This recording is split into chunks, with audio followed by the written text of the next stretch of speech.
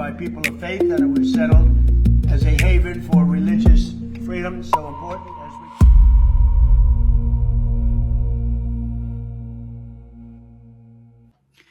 This is for all those who have studied the Bible with me, how we've looked at history, how we've looked at the documentaries of how every time church and state unites, there's always persecution.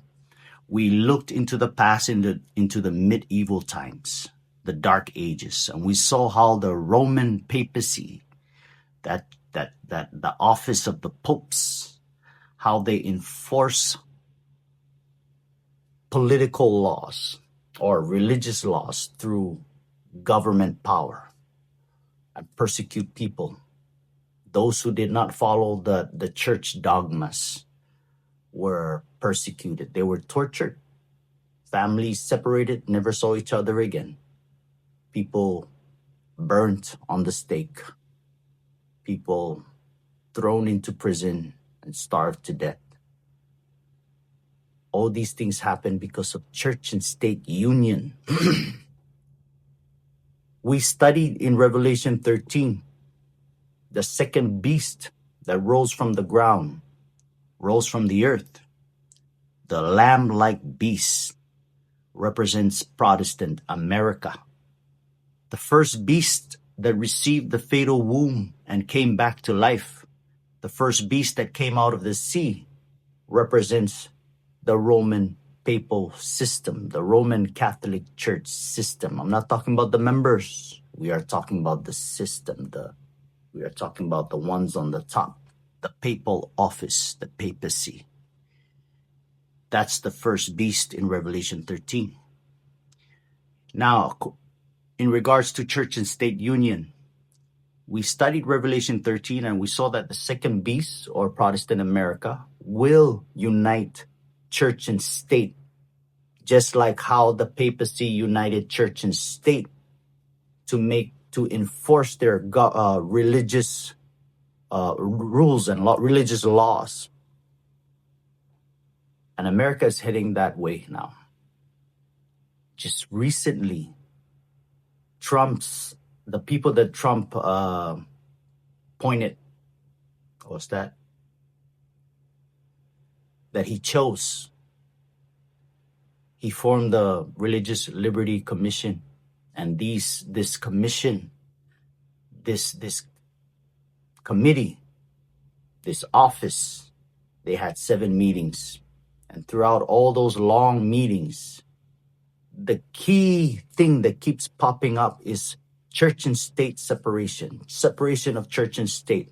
The liberals were using church and state separation to combat the conservatives. And the conservatives are saying this church and state separation is an attack on religion. That's what they're saying. And now they're saying we need to unite church and state. But when you unite church and state, according to history, according to historical facts, whenever you unite church and state, you attack religion. All religion. The Religious Liberty Commission's goal is to protect one religion, not all religion.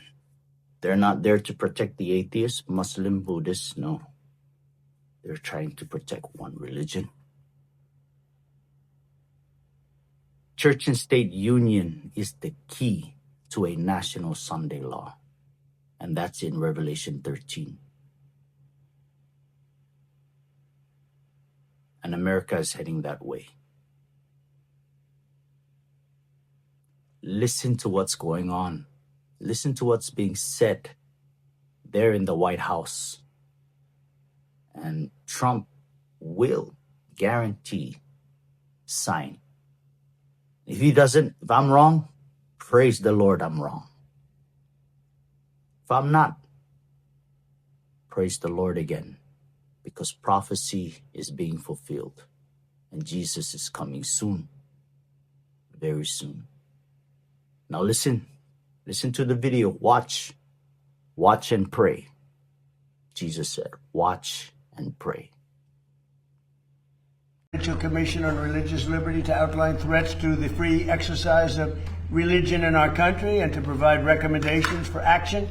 America was founded by people of faith, and it was settled as a haven for religious freedom. So important as we prepare to celebrate the 250th anniversary of our founding next week, it is only appropriate that we work to strengthen this fundamental right and to most essentially have liberty for generations to come. We want religious liberty. We want liberty, but we also want religious liberty. We will closely study this report that is being presented to me as president today, and my administration will continue to work with the pillars of protecting religious liberty for all Americans. And we must also remain one nation under God. We will never let that phrase be stolen from us. You know, people are trying to steal it. We all know that very well. That phrase will never be stolen. It will stand proudly in our courts and everywhere else where we have it. And I want to thank this great team of outstanding work. And I'd like to start off with the chairman, Dan Patrick, and say a few words about the report, and followed by a couple of the people that I know up here so well, and they're going to speak at random if they want, but it will be followed by Vice Chairman Dr. Ben Carson. So Dan, if you would, you'll start it off, and then Ben, and then you could say a few words, everybody, as you want. Thank you. Yes, sir. First of all, Mr. President, thank you for hosting us today, and thank you for establishing this commission. It was just 13 months ago when we stood in the Rose Garden. Now it's an incredibly beautiful Rose Garden today. We stood there and we talked about religious liberty, and that no president in our history has stood more for God than this president. He has been unashamed to speak the word of Jesus. He's been unashamed to speak up for all faiths. And he established this commission so that we would assure Americans their religious liberty, that this great inheritance from our founding fathers would continue for another 250 years. And Mr. President, we believe this will be one of your greatest legacies, and you happen to be the perfect president to be here in the 250th celebration. The question is, what is religious liberty? It's our conscience. It's that little voice inside of us that tells us right from wrong. It's that voice that when we're in trouble we can talk to in our quiet moments. It's that voice when we feel unloved and alone that can comfort us through a higher power. When governments can take away your religious liberty, they're putting their hand in your heart and taking everything you believe in. And if governments can do that, then they become God. The president spoke earlier today of the communist threat in this country. We know what communists do around the world. They remove God. They close the churches. They punish the believers. And so this is so important at this point in time in history. And we didn't know about this communist movement a year ago when we were here. But this is the perfect time to stand up and say to America, you have been given this great inheritance and you deserve to have religious liberty. The key is